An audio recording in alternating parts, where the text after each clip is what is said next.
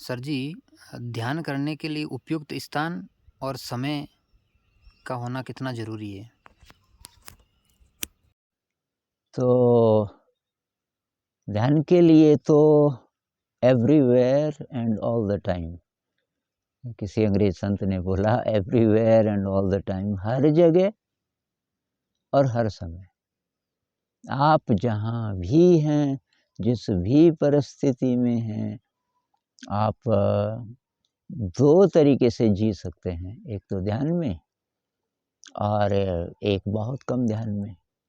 उदाहरण के लिए आप किसी ऑफिस में हैं, कंप्यूटर पे बैठे रहना पड़ता है पूरे-पूरे दिन और आप इंतज़ार कर रहे हैं कि अब जब घर जाऊँगा, तब थोड़ा-सा ध्यान करूँगा।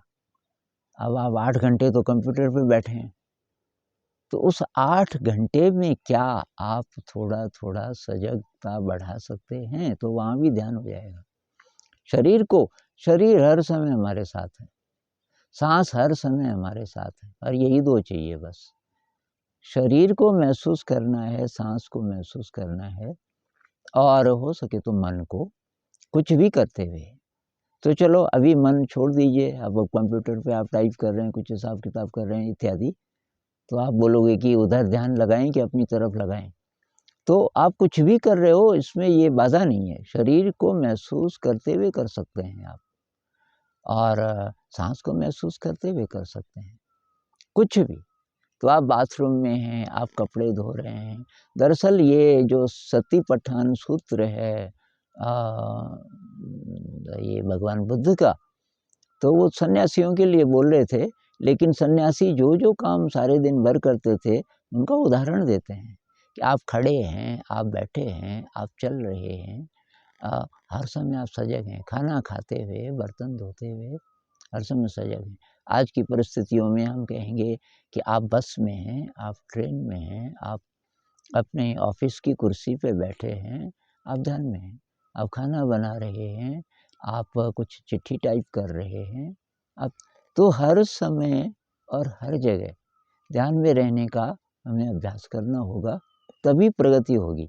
अगर हम सोचेंगे भई अब साइलेंस में बैठना है 1 घंटा सुबह 4 बजे बैठेंगे या तो फिर रात को बैठेंगे जब आवाज़ें कम हों, तो अब ऐसा माहौल तो दिन में बहुत कम मिलेगा और बहुत बार नहीं भी मिलेगा। तो ये मेरे हिसाब से तो हर समय कोशिश करनी है, कितना भी डिस्टर्बिंग माहौल हो, कुछ न कुछ अवेयरनेस शरीर की जैसे कोई मीटिंग है, बहुत बिज़ी हैं आप उस मीटिंग में और संभव नहीं है वहाँ आपने कोशिश की नहीं, ब्रेक ले लीजिए। ब्रेक ले लीजिए किसी न किसी बहाने से कि आपको भई बाथरूम जाना है।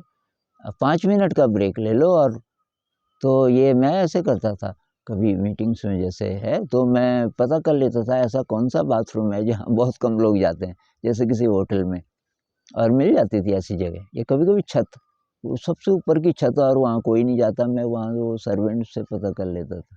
ब्रेक ले लेता था 5-7 मिनट का, 10 मिनट का, किसी भी बहाने और वहाँ चला जाता था, या तो बाथरूम में या तो छत पे। वहाँ मैं थोड़ा ध्यान में रह लेता था। तो इस तरीके से कोशिश करनी पड़ेगी।